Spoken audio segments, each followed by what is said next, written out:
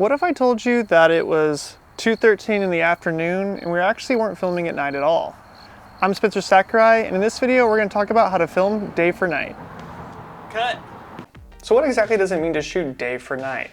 Basically, it's when you don't have the time in the schedule to shoot at night, but you need a shot that looks like it is at night, and so you're going to fake it in post. Now, I haven't really done this a lot in my career, so I thought it'd be something that'd be fun to experiment with and see what we can come up with and what are the pros and cons about doing this, and basically what are the things that go into it to make it actually work right. A good reference for this with harsh sunlight but using day for night would be the new HBO Ridley Scott show, Raised by Wolves. I'm pretty sure they shoot this entire show outside in full sunlight, but they make it look like most of it's done at night with a lot of moonlight, because I believe there's supposed to be like multiple moons on the planet that the story takes place. So it's pretty bright outside because it's like really bright moonlight, but your brain just makes you think that they're shooting at night. So my first thought was, well, I've seen a LUT in DaVinci Resolve before that was a day for night LUT, so I'll just throw it on the camera and start shooting and see what I get. Okay, so we put the LUT on for day for night, and we've already figured out that we don't have enough light to make it work with the clouds outside, so we're setting up a 120D to give a little bit of push, acting like there's some other light outside. Once again, it was still too dark, so we took the light dome off the light and just had it bare bulb with the can on there shooting right at my face, which actually helped a lot. It really sold the look of a big light source from far away on my face in the surrounding areas. Some of the benefits for shooting day for night is obviously the lighting. It's actually kind of hard to light at night. It doesn't really make sense, right? It's dark outside, you can have all control over your lighting, but when you start adding light sources in the dark, they start to look sourcey. They start to look like you put a light there. And so you have to actually work pretty hard to make the light look natural. But a lot of people use, fake moonlight through windows and stuff, and they just put a blue gel over a light to make it feel like moonlight. When moonlight is actually basically gray and not blue, but you'll notice a lot of these references are going to look a little bit more blue because for whatever reason that just really sells it from a cinema standpoint. But basically what's happening is there's just not enough light bouncing off of anything in the room to give it any color, and you're only getting one light source color coming from the moon, which is basically a grayish blue color. Okay, but back to the test footage here. So I threw that LUT on that comes with DaVinci Resolve, and the problem with this LUT is that it just made everything really, really dark, which I guess makes sense because it's supposed to look like we're filming at night. But this wasn't really practical to shoot on, so I knew that I had to jump back in the computer and make my own day for night LUT in order to have something to reference while we were filming. Oh, and also, a shout out to Easton Oliver for helping me make this video and for modeling for this footage. So we went back inside the house to see if we can kind of do a day for night inside the house using the windows as our light sources and not having any other practicals on in the room. And the reason for that was because of this color problem. When I did pull the footage into the computer and I started making a LUT, I kind of pushed everything to the blue side of the spectrum, which washes out all the other colors. So if you add another light with a different color temperature into the frame, there's actually no color contrast because everything's being pushed onto that blue side of the spectrum. Now I did take another node and I added a little warmth to the highlights to just bring a little bit of that back and pull out a little bit of that blue, and that really helps sell the effect much more. So our first setup here inside the house, we obviously have light coming in through the windows with the cloudy skies as our light source. But we don't really have a light on the subject. It's really dark using this style of grading. So we took the Aperture 120D and we just put it back in the kitchen, and we had it kick through the kitchen there to add a little bit extra highlight on the background and then hopefully hit the subject's face. It just barely ended up edging it because we were bringing down the image so much and making it dark in post. Actually, look at the footage before and after. Look at the difference in the light intensity. So we're bringing it all down to really sell that night effect. If you leave those highlights up, you're going to be able to tell that this was shot in the daytime. So then we kind of changed up a little bit. We went in for a close-up here so we didn't have to worry about the background as much, given that we only had a couple lights to use for this setup. So I brought in that Aperture 120D, I put this small softbox on it with a grid, and then we put that really close to the subject's face to give a key light, which worked pretty well.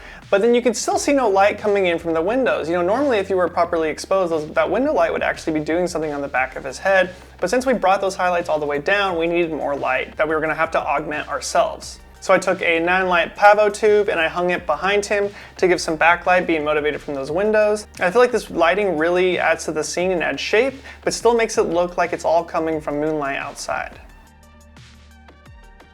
And also to combat these lighting issues, I ended up shooting most of this at 800 or 1000 ISO. And by the way, we were shooting on the Blackmagic Pocket 6K for this, which has a native ISO of 400. But I pushed up that ISO a little bit to really help us add a little bit more light to the scene so we can bring it all back down in post and sell that moonlight effect. So then we wanted to experiment with adding a little bit more detail in the frame given that we're living in such a dark space. So we decided to bust out the $20 fog machine from Walmart and lift those shadows a little bit and give us a little bit more detail back in that lower end of the spectrum. And then when we played around with the lighting a little bit more, we started by setting up a kind of artsy, hard light coming in through the window, which ended up looking really fun and kind of like a music video effect.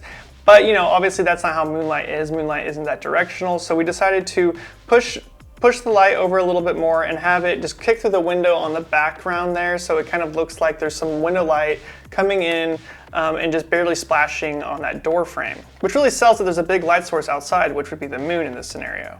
And then that haze just adds a little bit of directionality to the light, and then also kind of lifts those shadows in the room and just makes it look like we're walking around in a foggy night. Now, if I didn't tell you that this was day for night, you probably wouldn't think anything of it. You would just assume we shot this at night. But because I'm telling you, you can probably start to notice the things that are obviously making it look like daylight. If you look out the window there in this wide shot, you can see that the highlights are almost clipping up in the clouds, and it's really washed out. Now, that's something that does happen sometimes. You can see quite a bit of moonlight outside if you're outside for long enough, but traditionally speaking, that would be pretty dark.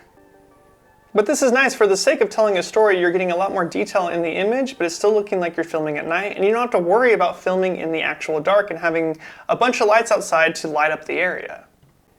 Now, this looks pretty blue, which I would say is not as realistic as it could be, but for cinema's sake, I kind of like it. But it's definitely not that hard to just dial out that blue a little bit and make it look more natural. Now, the only thing I wasn't able to test, because it's obviously, fall outside, it's very cloudy, I wasn't able to test this in full sunlight to see what that would look like. But that's why we're using a harsh light in a lot of these setups, so you could still see what it would look like if there was harsh light outside. You just have to expose for that light and bring it down later. And now it's time to talk about today's sponsor, which is Squarespace. Squarespace is an all-in-one platform to present your work online. And I don't think it's any secret that if you're a filmmaker, you're going to need a place to put your work online. And Squarespace makes it really easy to do just that. You can use one of their pre-existing templates, or you can build a website from scratch. That's totally up to you. You can either put up your video work in a gallery, or you can just have an actual page for each one of your projects. You could list the credits of the people that were involved in the project or why you made the project, and you can even blog about it below the project, which could be helpful because a client could then see the process behind your filmmaking before they decide to hire you. So if you're anything like me and you need to put your work up online, well, make it with Squarespace. So click the link in the description to get 10% off, and thanks to Squarespace for sponsoring this video. Well, I just thought this would be a helpful technique for you to learn, something that you could use going forward so you don't have to film at night. It's just an easier way to film these night scenes and not have to worry about lighting up the whole area outside. Now, of course, this is a very specific look. It's not gonna look exactly like a regular nighttime shot that would have really dark blacks and then lights coming up into like the trees, for instance, or something outside. That would be like a practical light outside giving you light. This is only if you wanna use the moonlight as your main source. Now, I'm sure there's a way to add a practical light in the room and actually have color contrast, but this was just an experiment for me and I haven't figured that out yet. But if I figure that out, I'll update you in another video. But if you like this video, give me a thumbs up. It goes a long way in the channel. And if you love this video, obviously subscribe to the channel.